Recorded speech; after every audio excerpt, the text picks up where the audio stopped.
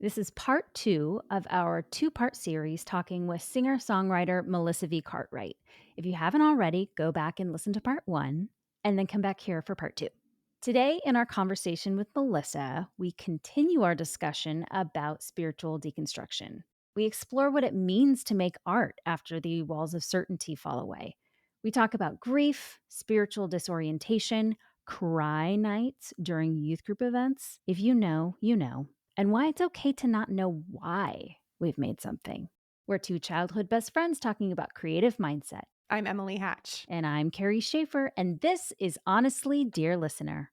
Honestly, dear listener. Woo! Well, we had to have you back. Yeah. I'm so glad. Thank you. Thank you for having me back. Thanks for being here again. Yeah, you left and we were both like, but we weren't done. We weren't done talking to her. So thanks for being game. Yeah, absolutely. Anytime. So where did we leave off? I think last time we were talking about being an artist and being like, but I like to perform. Is that bad? But I'm also like a deconstructing Christian who was taught maybe it should all be for God. But why am I enjoying it too much? Am I like, what am I doing? So how do we as artists and as people who don't even know if they can call themselves Christians, maybe, but maybe not, I don't know, somewhere in the middle, where do we go from here? How do we enjoy making things now? Yeah, we were talking about I loved the candor, your candor, Carrie, of saying, I just like to be seen. I like to be on a stage. And then Emily saying, well, no wonder I feel like my bar gig has to feel like a worship service in terms of that pressure to connect, right, with your audience and for you to serve your audience. And I was telling Carrie, you know, I the simplification, and this has taken time because I think what's happening in the deconstruction process too is this great book called Faith After Doubt that it really is like a grieving process, right? And so Oh, yeah. we talk a lot about this confusion, this programming that's still in our core of I must lead you visually so that you connect with me, correct? And um, when I look back over the span of my life, a lot of people have told me how dynamic I am, how engaging I am. Granted, I grew up in a charismatic church setting. So again, I learned that in that setting. I associated that I am doing good as a performer if I am visually engaging, right? If I'm even in my speaking, if I can engage my audience that way. Yep. And to some degree in my coaching, I find myself doing the same thing, right? Especially if my client is saying their pain point is feeling like they're just boring, or whatever. But then I've had to take a step back and be like, wait a second. Am I guiding according to my own, personal experience, or am I really guiding my client in the direction they want to go? There are several artists who visually, they're not like jazz hands, but they can still move me to the core, just because I know they're giving an honest, performance, or their lyrics are honest, or the way, they're an excellent musician. I can just be moved by the skill set as well. And so in this deconstruction process, I had to first of all just allow myself to grieve the loss of the atta girl that I was getting, that I wasn't getting anymore. I think I told you in the last episode, I had to take a step back and not do it anymore. It was actually my husband's idea. He was the one paid on staff, as the music minister, and he's like, just take a break. Take a break. And as soon as I took the break, I lost the rock star status, right? With a lot of people. Yep. And that's, what makes it a complicated emotion is that you grieve it, but then you feel guilty as hell for grieving it. Yeah. Because again, it kind of goes back to that. Am I being prideful here that I want to be seen? And this nature of wanting to be seen, the more that I've worked through my own deconstruction process and faith evolution, if you want to call it, really, is, of course, we want to be seen. Of course, we want belonging. As musicians, that whole component you were saying, Carrie, of like, I want to connect with you Mm-hmm. isn't just for you to be shiny. I have a message. Sorry, see, I even paused because that goes back to the Christianese, but it's not. It's just a word. It's just a word, but yet in my mind's eye, I connected it to churchanese. No, Yep. So, literally, when you yeah. said I have a message, I was like, "You do? What is it?" Because What is I the Lord can't telling figure you? What is the what's Holy Spirit mine. telling you? Yeah. Yes. Yeah, isn't that interesting that we both went there? Yes. What I'm trying to say is that we have words and music. We have stories we want to share of our life's experiences. And the three of us do that through the art form of singing, Mm-hmm. songwriting, performing, right? So that's what I mean. Again, I think we like in 15 seconds or less, we just deconstructed this modality of us as performers, whether we still identify as Christian performers, spiritual performers, whatever label you want to attach to, if you still attach to that. Uh, right? Just how it kind of crept up in our body and we were like, whoa, Mm, wait, you know? So even that, I think it's just, I think it takes time to continually just strip away at it and get to the core of what mm, those emotions are. And eventually, well, I don't want to predict what your journey will be, listener, if you're listening to this, because I don't know what path you're going to go down, as it comes to your belief system, be it faith, religion, spirituality. I know for me, and probably for the three of us in some form or fashion, we've been led down paths that encourage us to continually simplify. mm, You know how I think all three of us have talked about being in therapy before, but I know that there's a key component of cognitive behavioral therapy where you continually ask, and then what? mhm, And then what? Oh, I'm scared I'm scared of shit. And then what? Oh, mm, what if they hate me? And then what? Right? And you continue mhm, Right. just going down that road of curiosity.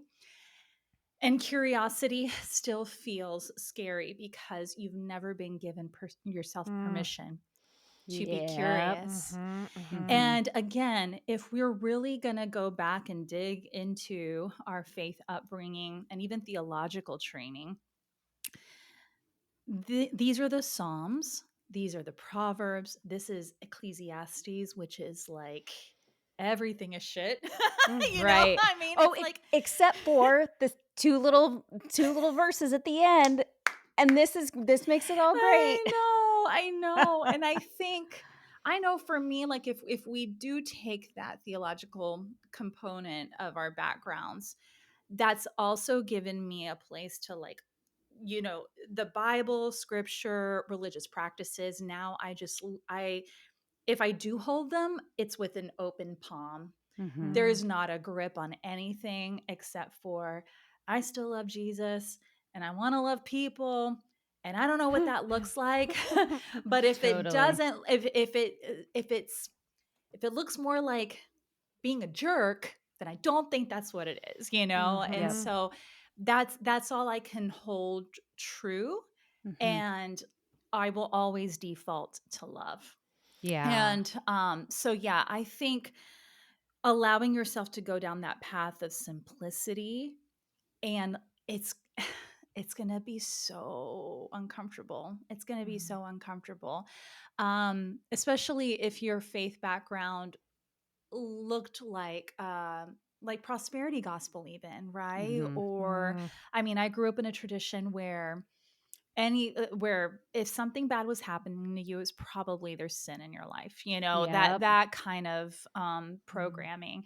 And so but I can say this, and I can tell you, on Monday, August 25th at 12:30 p.m., that having gone through this journey, I can stand here and say, I'm no longer I'm not calling this entire spiritual journey for me as an artist a wrestling. That doesn't mean it's void of turmoil or tension.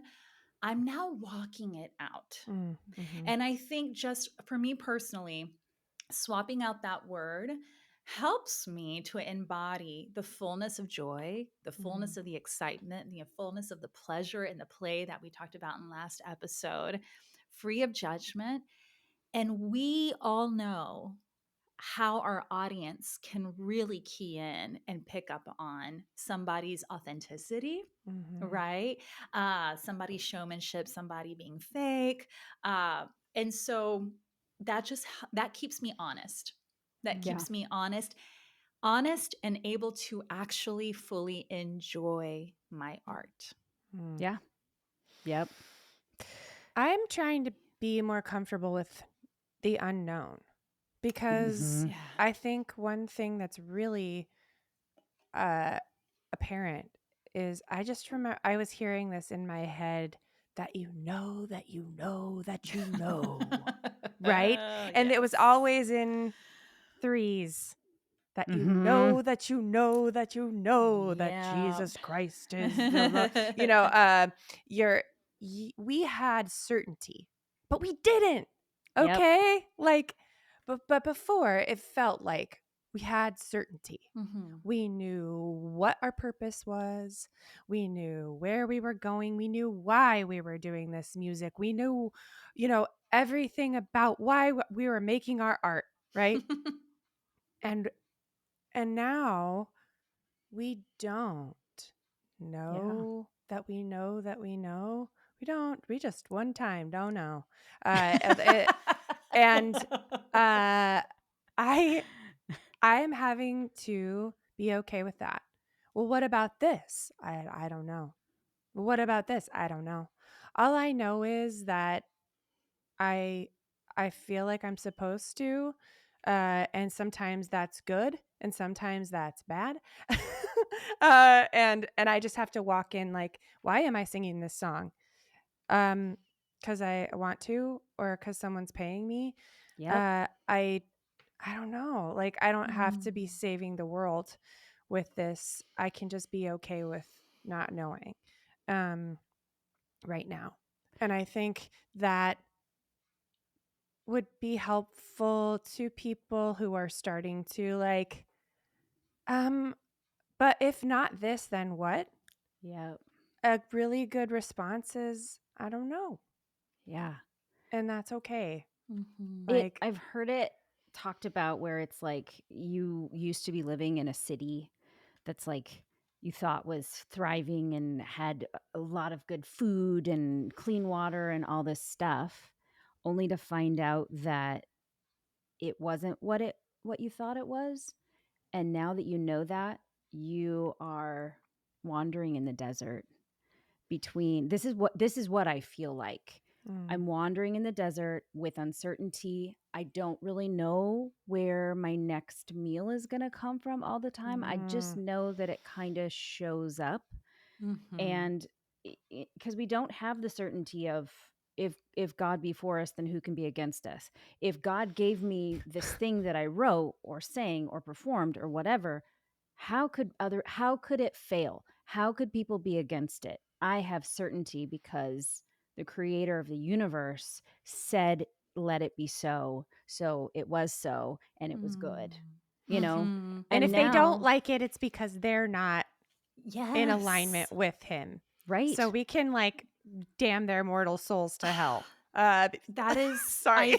no, I think that's it's the othering that we do to people who don't get us. And I think what the I don't knows, Mhm. right? And even the wilderness component, there's like a fresh, what's so messed up is the perception of someone who's deconstructing. We're just going to keep using that word. It's, Yeah. because a lot of people kind of sort of know what that means. The perception of the person with certainty about the person who's uncertain is that there's an arrogance there. Mm, And what we're saying, what I keep hearing, and I know I've experienced too, is that having the I don't know and being in the wilderness and going on a bit of a wilderness ride with this if anything has made it really, I feel like it's brought humility. Oh my And gosh. Yes. here's I always tell people, you think that someone going through that journey is like arrogant and they're just being, They know better than silly. They God. know that all the things. And let me tell you something. It's painful. Yeah. Mm, And if we did not actually care the way the perception is of someone going on this journey, it would not hurt so much. Yeah. mm, It's because we love it. It's because we're trying to make sense of this. It's because we still love our family members or Yep. people like our spiritual family that was attached to that community component, right? Right. And so I think that holding things loosely actually softens your approach to your fellow man. You know what I'm saying? Mhm. Like just Yep. humanity in general, and I still Mhm. adhere to what I said last time, like the divinity and the humanity. I think that's it. Right. Mhm. And just having the humility to say, I don't know. I Yep. mean, all of us are parents, and of various ages. And again, our parents only knew what they knew because of their parents, and very rarely, right, did we hear, or did I, in my experience, an apology, right? If Yep. Mm. if mom or dad, made a mistake, or whatever they did, but it was rare. And now, like, I know my husband and I, that's been a benchmark of our parenting philosophy is we got to own our shit if we've hurt our Yeah. child, like Mhm.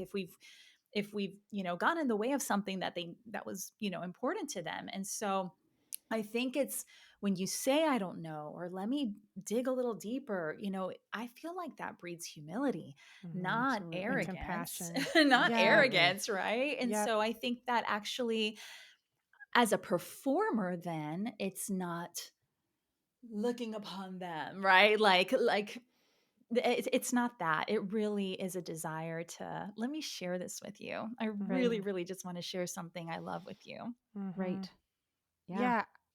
I mean, I don't know about you guys, but the reason, and I know, Melissa, you talked about this some last time, but I don't know, Carrie, like when really started questioning things, even before I stopped going to church and all that stuff myself, um, the thing that made me start questioning was, why not them?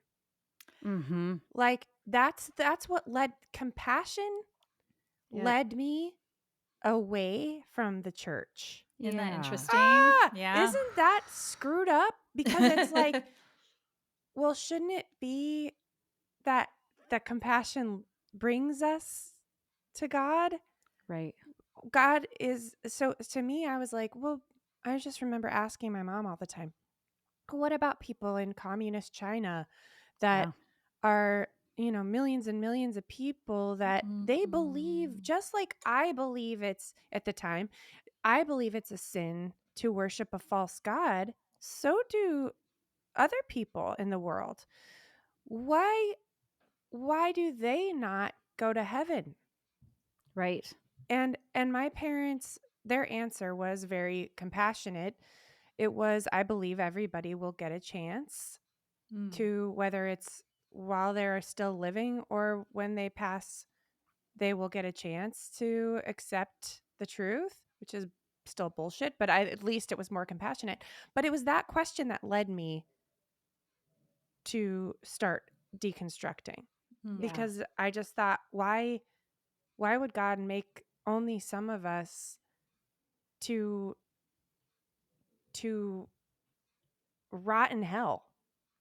Right. Like, Exactly. I don't understand that. And then having children Mhm. also made me say, there's nothing my child could do, nothing, to Mhm. separate my love. And Mhm. I'm a human. Yeah. God's love is perfect. This doesn't make any sense to me. Right. Yep. So that's what, like, led me to that.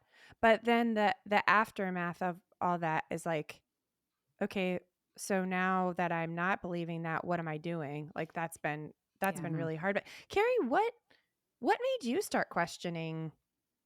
Well, uh It's funny that you should ask. There were several things that happened kind of in a row.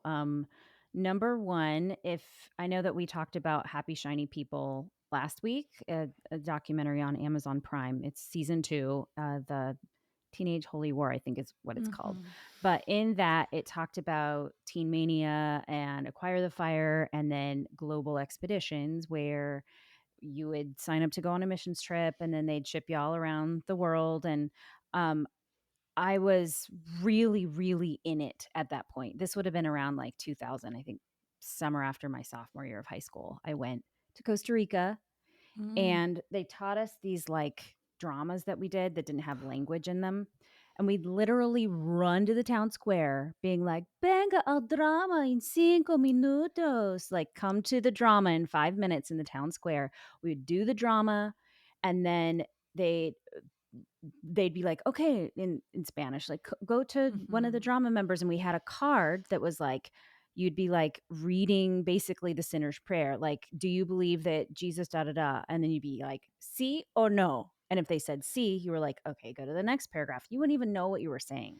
Wow. Right. And then it would be like Wow. leading them through the sinner's prayer in Spanish that you don't speak, but you're saying it because, it's on the Mhm. card. And then at the end, you'd be like, see, oh no. And then if they said see, meaning yes, you were like, you're now saved. And you'd like, right at the end of that, they'd be like, oh, let's go. And you'd run back to the van or the bus and report to your GL, your group leader, like, oh, I did this with one person. And then they would report back to their people, and they would report back to their people, and then all those people would report back to Ron Luce, which is like Oh my the guy over god. all of Uh-huh. Teen Mania. And then at How the many end, you sinners did you get today, kids? I got a exactly, big one. The yeah, tally, like, it just the markers just the clicking, tally. Yeah. Yep. So then you'd go back, you'd be at Teen Mania headquarters, and they'd be like, congratulations, you saved 1,345 people. Literal pyrotechnics. Woo! Like, we're all freaking out, like, yeah. I didn't know this. Oh, yeah. But that is when and I was all into it Mhm. because Mhm. that's what you're supposed to do. And nobody was like, we literally went into a town square and did a drama for a bunch of Catholics. Like, Oh, those poor pieces of shit. right. They know who Jesus is. We literally went in with our Yes. white folk colonialism, Oh said a my couple god. things. What do you think they're going to say? No, Mhm. Yeah, I like, was said, gonna say when you say "see," oh no, and they're like, "No," right. like, Oh, adios. Like, I don't even remember. Like, the Uh-huh. script didn't even account for that in my how do memory. you Like, say "enjoy hell" in Spanish? right. Disfruta el infierno. There you go. That, yes. Eterno. Oh Uh-huh. my So gosh. a couple years after that, like, I knew I didn't want to go on a missions trip anymore with them. But I didn't ask questions in my brain of why or why not. I didn't want to do that. And then it's only been in the last couple of years that I've been like, you went into a town square as a white person going Mhm. down to South America being like, oh, I have the truth. You already know, Jesus, but like my brand is better. Correct. And I went in, I did a drama, I read a thing to you. There was no relationship. There was no any kind of like humility at all because we had the truth, and you are a South American that doesn't know Jesus, but I'm an American. So That you're listen to me. worshiping, yeah, and you're worshiping idols. So, Yes, you're Mhm. worshiping Mary, so like Exactly. all this Exactly. stuff. And then we went back, and there was no kind of any kind of discipleship, any kind of relationship. There was nothing. And I was like, what are we doing here? And like years after that, I started to be like, this has nothing to do with what I see Jesus doing in the Bible at all. And so it was that Teen Mania and that missions trip was a huge part of my deconstruction now that hmm. I look back. And then I Mm. also almost got kicked out of um, private Christian university because I went camping in mixed company in college, Wow. which means on my fall break, I went with a group of girls and boys to go on a camping trip. No no anything was had. We were not, But it's the doing anything appearance of. crazy. The Right. appearance of evil. Exactly. Mhm. I got Mhm. pulled out of Senate that I was a part of. I got pulled out of choir. I had bed checks. And I was my youth pastor's wife told me this, and she should not have, but I love her so much even to this day. She was like, "Oh, you're my favorite." Like I was my youth pastor's wife's favorite kid in my youth group. She should not have told me that. But okay, here we are. So, like, I'm going into this university situation being like, wait, I'm not accepted here. Like, I'm the black I'm the sheep here. favorite. Right. But I'm the favorite. So it was like Mhm. seeing how Christians were, and not all Christians, but the Christians that I encountered that were training up the next generation of Christians how to be Mhm. was mean. I mean, I'd be in classes and they would be talking about how, oh, I saw a gay guy at Gap. Oh, did you tell him? Tell him what? That he's wrong. Right. Why would I do that? Right. Like that's your introduction to Jesus? Like, are we Mm. reading the same Bible? So I just started to find that in general, people who weren't Christians were a lot more understanding, more humble, Mhm. and more kind than Christians were. And I was like, I don't. That was a Mm. really long answer to say all No. of But that. no, That it Mhm. it's wasn't about relationship. It was yeah. about notches, and it was about who was more not Christ-like, but who was more ingratiating Holy. themselves Devout. into the Mhm. Western Christian version of what it should look like, which to Mm. me was just all rules and Mm. appearances. It wasn't Mhm. about the heart. Mhm. So that's for me what did it. Wow. I went to Acquire the Fire and was just like, I had 2 crushes and they both liked me back. And I was scheduling who was riding with me next to me in the car on the way there and on the way back. And I was bored because all I wanted to do was hold hands with one of them. Oh my Yep. gosh. I grew up in a teeny tiny Hispanic Pentecostal church, but I even had fundraising plans, begging my youth leader to, can we do this car wash? We can do it here and here and here to raise enough money to go to acquire the fire. And I got Wow. shot down every time, and I was devastated. This was high school. I was devastated that I kept getting a no. And then now I look back and I'm like, oh, that was well providential that we did not go. What was their I reasoning for not letting you just go? just no. Just no, not enough funds or whatever. I mean, we were Wow. tiny, tiny, but I craved because of being part of a little itty bitty church. We didn't go to the youth camps or anything. The closest experience we were trying to recreate were youth activities, or our church would host a youth service, a souped up youth service with the Mm. dramas, with the music, with all the things, a chance for everybody to look at eye candy, right? Like all the things, and we would invite other area churches to join us. So it was almost like a youth rally.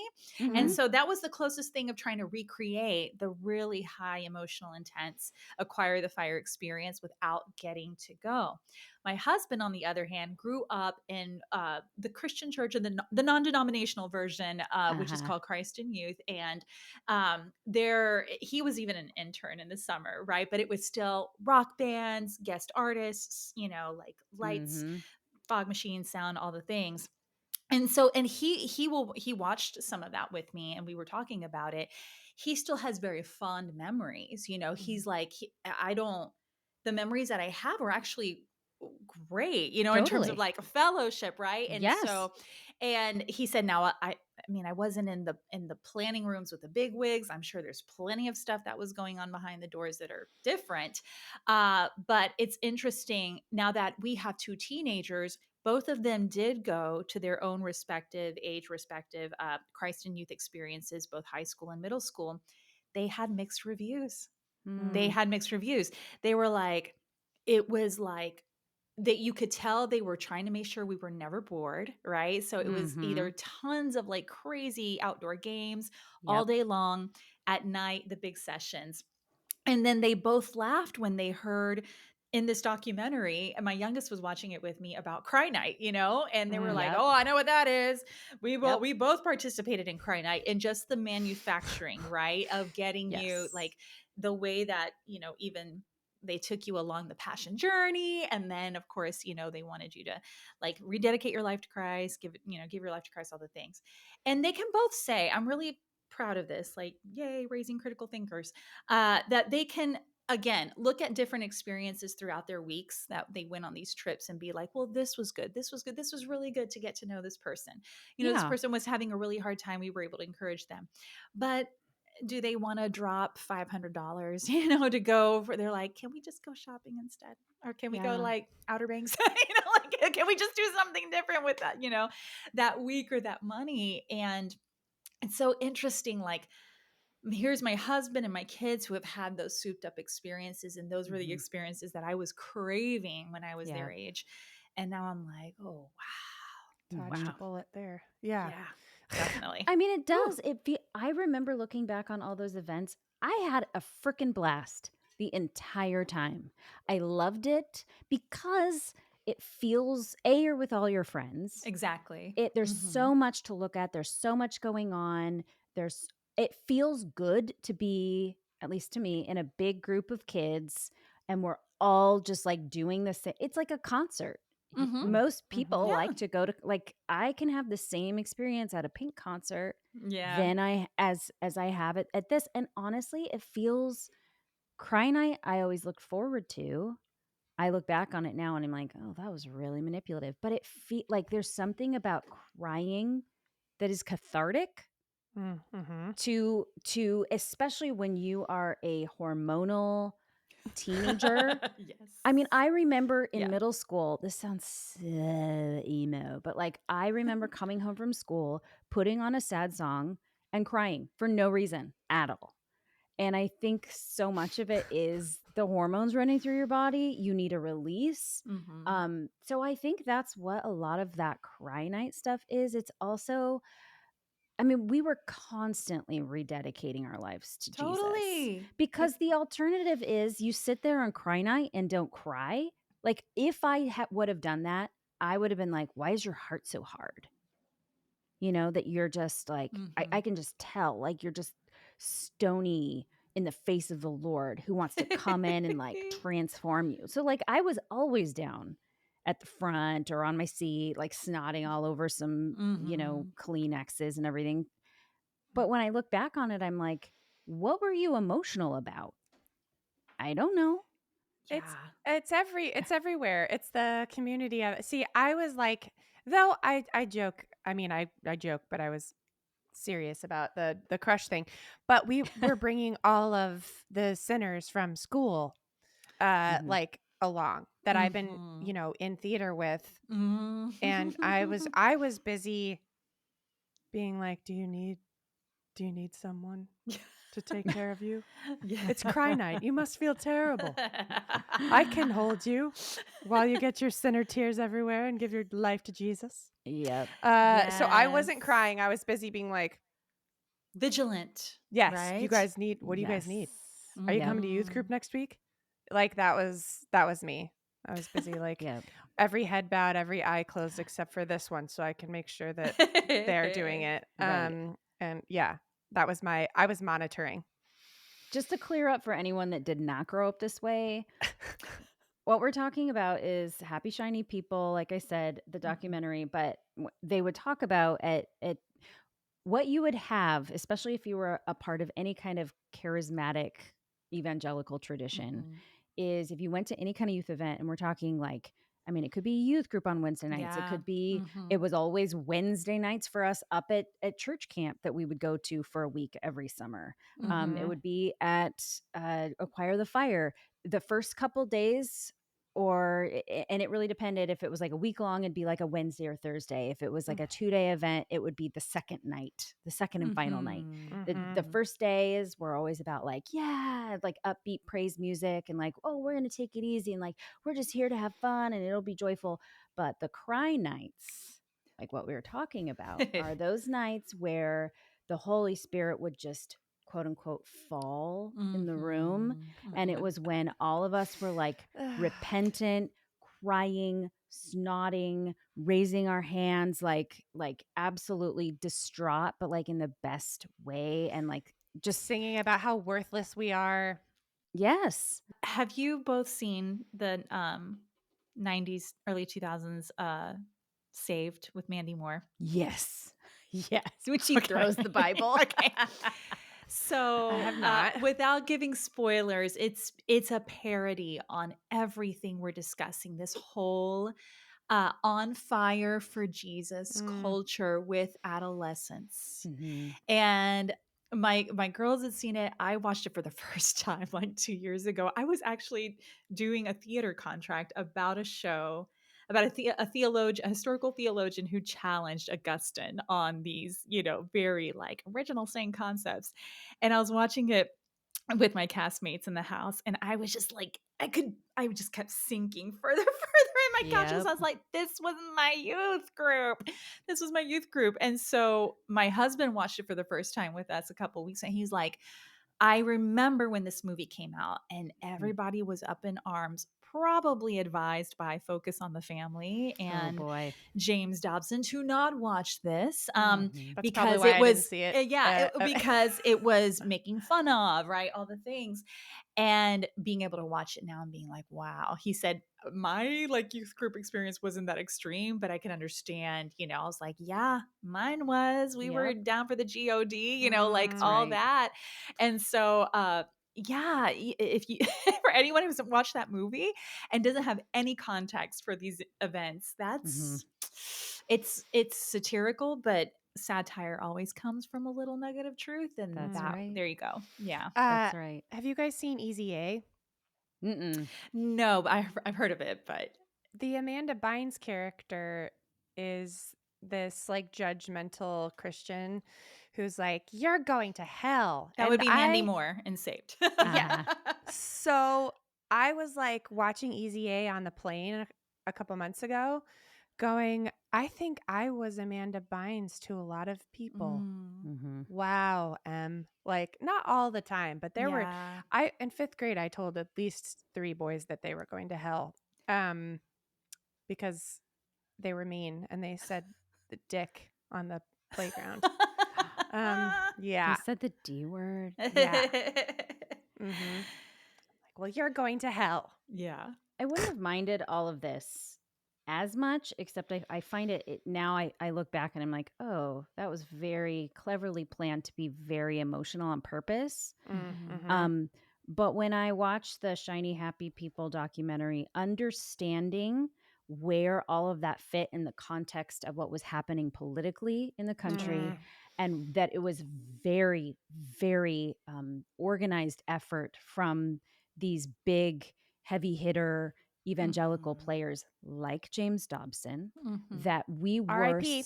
RIP, that they were going to use our bodies in a holy Mhm. war um, for Jesus, and that we were expendable, like because all of the Columbine was happening around this time. Correct. We were Correct. primed to be like, Do you believe yeah, in Jesus? Yes or no? Mhm. exactly. Like you could be shot Yeah, for I it. And totally they, expected. Mhm. yeah, I still remember being 16, 17 in my bedroom. I mean, we had TBN on all the time, yep. Mhm. Trinity Broadcasting Network. And Paul and there Jan. again, Mhm. exactly, just like again, we've talked about this before about that's just a lot of fear, how so much of it was embedded in fear. I totally expected to be martyred for Yes. Christ, Mhm. Yeah. if not that, or be raptured, right? Be Right. that, Yep. and the whole joke was, oh, let me hurry up and get married before the rapture. Like I'm gonna have sex before So the we can have rapture, sex. like Yep. I'm gonna experience Yes. all these things before the rapture. Mhm. And This those is two so real. absolutes in my life govern so much of the way that I just live Yes. my life. Again, my artistic identity, my identity as a human, then Mhm. into relationships with the whole, Joshua Harris, like his dating goodbye, all the Mm. things. And Yep. like Emily, you said something, and I think watching Shiny Happy People, I just let it sit heavy for a few days with me, still kind of processing it. And there has been a little bit of like, that kind of like vomit in my mouth sensation a little bit, knowing how much of that I did perpetuate under the guise of holy war. But no, I really do love you and I want to rescue you from eternal damnation. And Yeah. just being able to exhale and give that version of myself some grace. Yes. And as That we, anxious little version of yeah, us the that anxious, was ready to be scared. martyred, you guys. Yes. Yes. Like Sorry, just for 2 seconds. yeah. The fact, like, for those of you who did not have this experience, this was part of cry nights. I Yeah. remember pastors being like, thankfully my dad never, but Mhm. naming the girl who got shot at Columbine for Cassie believing in Bernal. God. Yes. And them saying to us, are you willing to be like Cassie? Yep. Would you, if you had a gun to your head right now, I want you to, like, would you declare that you love God? And everyone's like, yes. Like, you Mhm. guys, do you know how fucked that is? Okay, Yeah. sorry. Yeah. So, No. yes, and then leading back into having compassion for Yeah. that scared kid who was just Mhm. trying Yeah. to, who was being programmed to, yeah. Yeah, no, definitely. Yeah. I think I the emotions, like you were talking about, Carrie, like listening to CD, emo CD, and then crying. And I was remembering I went through a phase in my early days of allowing myself to question, allowing myself to deconstruct and go down this road where I did feel numbness. I don't know. Mhm. Have you either of you experienced, Emily? We Absolutely. talked a little bit about this in conjunction, like with the passing of your dad, and like I don't feel a damn thing. Yep. Like I feel like a stone, like a heart of Mm, stone, and like, you know, and then, but again, not trying to rush through that process, just letting it be. mhm, Um, and you'll find that there are other areas in your life where it's not numbness, it's just again, the stakes have lowered and Yes. it could just be, Yeah. my mhm, voice cracked on that song. Whatever. Okay, I move on, like, all right, I only made 10 bucks in tips at this gig, whatever, and let it move on. So Mhm. it's not it's eternity. it's It's so it's just interesting a how I allowed myself to experience the flip side, where I Right. went through this period where it was kind of void of the heightened emotion that was my Yes. norm for so long. mhm, mhm, And just kind of letting myself just kind of sit, Yeah. and mhm. just be. I Yeah. think it's all part of it. Like we tend to Mhm. think like, "Oh, if I learn new information and my brain gets it, then I'm We're done. good." We're Yeah, done here. we're done here. What they don't tell you is that it takes so long because your nervous system has believed all of that stuff for so long, and your Yes. body, it takes it does. I mean, I started deconstructing probably in 2005. Mm. It's 20 years later, Wow. and there are still layers that I'm still going, "Oh my gosh," like there's still stuff that comes up every single time in therapy that my therapist goes, "Is that you or is that the programming?" And I go, "Well, shoot." Like Mm, this takes a while. And Mhm. so I think being gentle to ourselves and understanding that it is such a process, grief is involved, numbness mm, is involved, Yeah. anger is involved. Um, mhm, just so many things happen because you're a human and you have a body, and we don't experience healing all at once. There's layers and levels to it, and Mhm. that's okay. Mhm. yep. Yep. You're where you're supposed to be. That's right. But Absolutely. what I feel like in terms of where we go from here in our art, now Mhm. that we're at this place, I feel like, how I use you were in a city before, and then you're in the wilderness. I feel like the city was so great because there was a wall around everything, and I Mm, could feel that wall, and I felt safe with the wall, but mhm, the wall only let me go so far and only let me create so far. And it put a Mhm. like a box around, here are the themes that you're allowed to go into. Right. Everything, whatever is not good, all the fruits of the spirit, faithful, gentle, all those things, not things that are not directly of God. Those are off limits because those are not of God. And why would we waste our time on things that are not of God?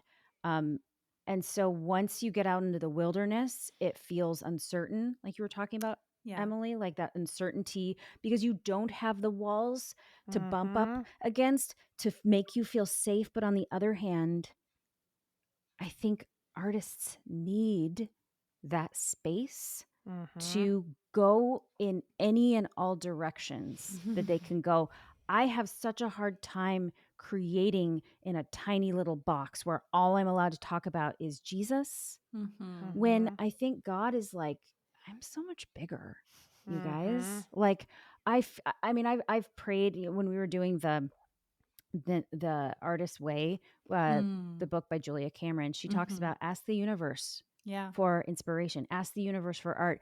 I've been given some weird ass dreams from the universe that I think, honestly, I do think are from God, whoever and whatever that means or is. And they are weird. And if I read them in the church that I grew up in, people would be like, Oh yeah. no, that's not it. But I feel like they are.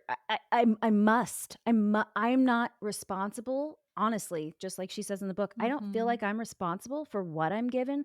I feel like I'm responsible to make the thing that I've been given. You know what I'm saying? And so I think in that I found so much freedom that I feel like the universe is like, you're good, girl. I gotcha. There is nothing that is off limits for you in terms of exploration of what this art means. I think before I would have been like, well, does that mean I can just, it's okay for me to go out and just shoot someone? No. That's not what I'm talking about. Like, that's taking it in a direction that I don't mean, but I mean, like, write about the hard things. Totally. Write about the weird, write about the shit, write about the happy, write about the ecstatic, but just you're not limited. You are free. Yes, I love Julia Cameron's talk about in The Artist's Way about that God delights in our art. Yeah. That it's just existence Exactly. is joyful. And I think of, like, and this may not resonate with people who didn't have loving parents, but like I envision that energy to be like the happiest, most proud parent of all time, where you could just like drop a deuce on the floor and they'd be like, Oh my isn't God. it cute? It doesn't even stink, like God's just like, that's cool. Good job. You know what I mean? Like, I'm just glad he's doing something. Like, I feel like looking at it in those terms, instead of I, one more analogy, my thing is I feel like I've been like walking not the perimeter, but the interior of a cage, and like a little caged animal, just walking the perimeter, planning what I would do if I could get out there. And with this kind of stuff, it's like someone lifted the cage, Totally. and instead of being like, where I'm going to go to all the places I planned, I'm just like walking the perimeter being like, oh no, where do I go? I didn't expect to have these options. But instead picturing that now we can just go wherever, and that energy is like, yeah, look at my kid go, Yeah, no, definitely. And I think that also helps combat the lie of loneliness, right? That nobody understands this experience. Everything we have discussed in our time together, it's like we talked about before, it's feelings of perfectionism, it's struggling with fear, it's struggling with acceptance, it's struggling with audience expectations, from using performer lingo. It's just that the context was church and Mhm. evangelicalism, right? And so when you, like you said, you give yourself permission to write all the things, all the emotional things, and there will be somebody that will be like, me too. Yeah. Oh my Mm. gosh, I'm not alone. And I think that comes back to capturing the joy, the essence of being present in the moment, really believing that you belong for that moment. Yeah. For Mhm. whatever reason, I belong in this bar right now. For the person who's got the weirdest RBF, but I will have no idea, right? Like, Yeah. Yep. what I help them connect with, Mhm. So, Yeah. Mhm. yeah. Yeah. Definitely. Well, and it Ah, can just be like it doesn't the reasons for doing something don't have to be I'm saving the world or I'm saving my helping to save my soul, making those right choices. I can make something because I want to. Mhm. That can be the only Reason enough. reason. That's right. why are you making that? I don't know. I don't know. That's I want enough to. too. It Yeah. Yep. totally is. Yep. Yep. I don't know, and I just That's want to. I Yeah. don't know that I don't know that I don't know. I love it. What a wonderful sequel. Melissa, thank you Yeah. so much for joining us again. This has been so wonderful. Really. Thank you, Emily and Carrie. I was telling Carrie before we hopped on, going back and even just listening to part one, that's the first time I've been able to articulate publicly the, capturing the totality of the journey as best as possible within this context of this conversation. So thank Mm, you so much just for allowing me to just by letting it out into the universe, solidifying one more time, you're exactly where you need to be, Mel, right? And so are we. yeah. We are exactly where we need to be. That's right. Yeah. Well, thank you so much for sharing with us. That's a big deal. Absolutely. So thank you for trusting us and talking about it. Thank you. It's that time where we go, but we don't want to again. Uh, thanks again, Melissa. Thank you so much. Honestly, dear listener.